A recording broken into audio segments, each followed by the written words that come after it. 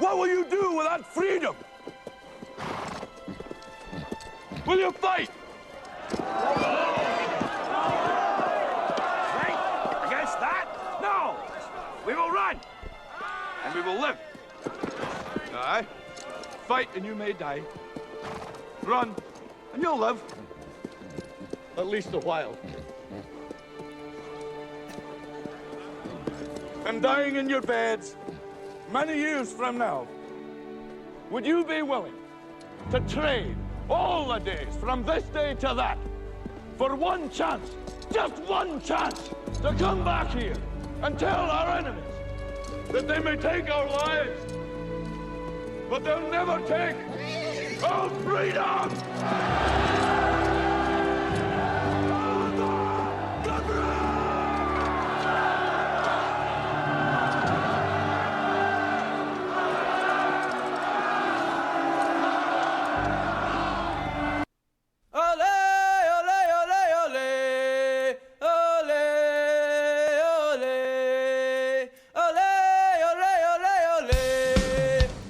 I'm back. Episode 488. This is the Coach Cameron Podcast.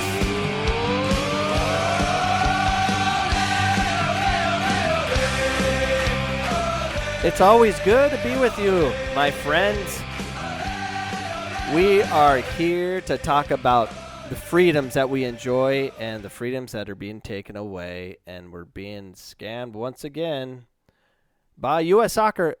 You think I was going to talk about coronavirus, COVID-19? I would love to, but my wife says no. I was in a Facebook war last night over some post, and my wife took it down because I was fighting with all her friends. That's what I do. I wasn't fighting. I was stating facts because there's a lot of emotion in messages, and when you try to get data or statistics from them, which you can't, no one can really get them except Ben Shapiro. So she deleted it. Whatever.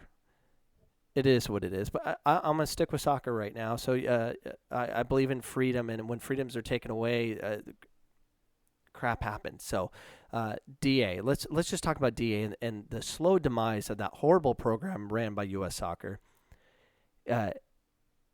They created all these rules. And when you create rules, it ticks off people. And when I say rules, it's like you can't play high school. You can't showcase yourself anywhere else if you don't play during the weekend. So say you play 20 minutes during the weekend because coach decided to put you in because they felt bad because you're paying your dues. You fly out to Dallas, Texas from Phoenix, Arizona, and you play 20 minutes. Mom and dad flew out there too just to watch you play because they have friends in Dallas, and then you only play 20 minutes, and they're embarrassed, and their friends that came to watch you play are embarrassed, and they throw a fit, and everyone's upset, and why'd you even bring her? And then, oh, by the way, you can't play anywhere else next week. But what if I want to do a pickup game in a 6v6 league or something like that? Nope, you are DA. You're under our control. See, that's the problem. And, of course, I paint a funny picture, but it's true. What I said is true, and it happened. And that's why you had the destruction of the DA.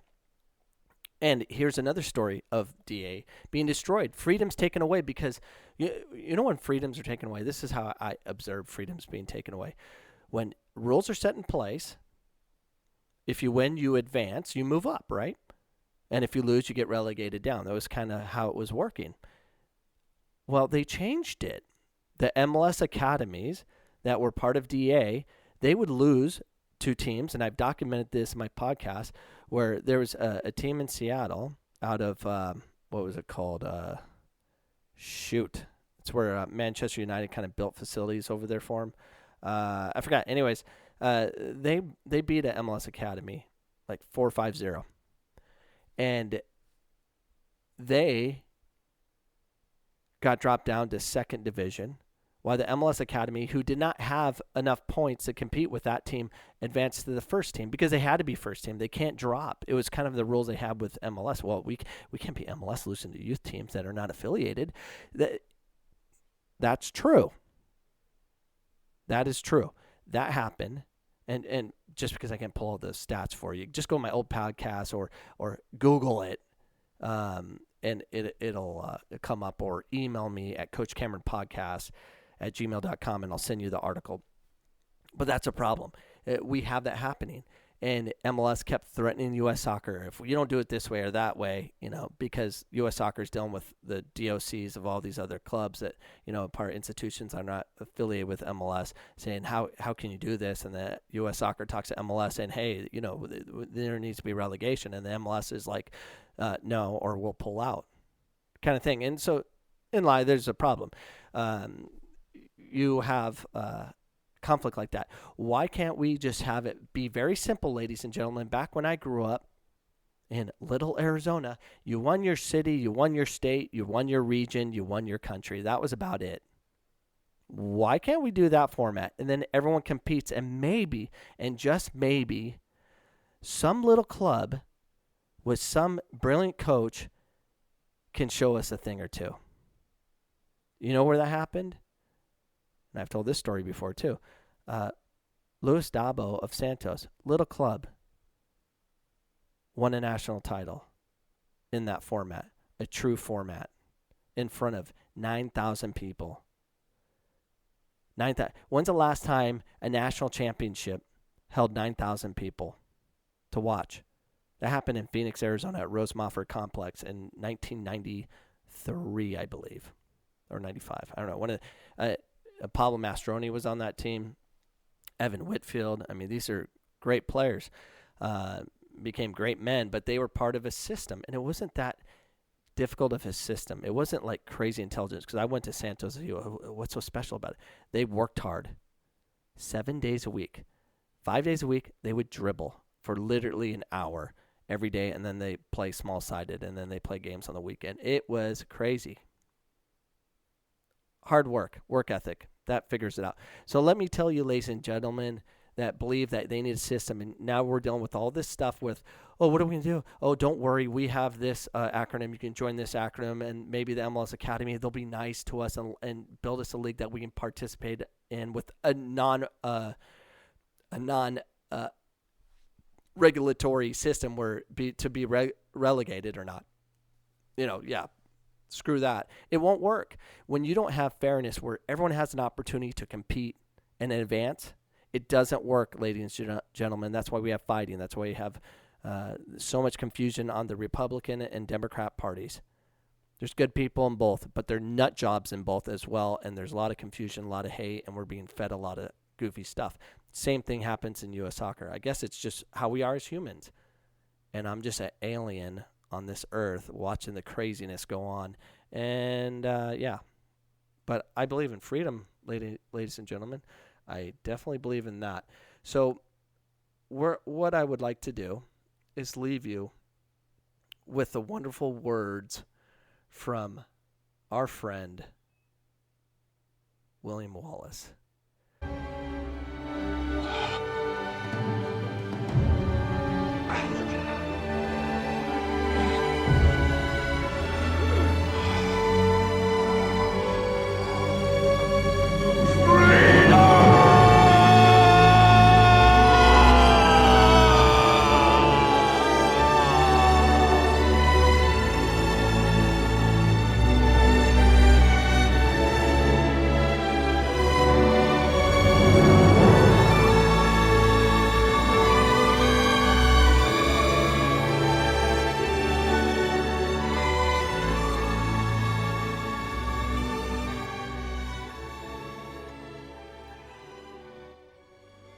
Freedom, ladies and gentlemen, that's all we want in soccer world. We want opportunity. May we have opportunity. I love each one of you. Even if I don't know you, I choose to love, but also fight. Thank you for tuning into this podcast. We'll see you guys tomorrow.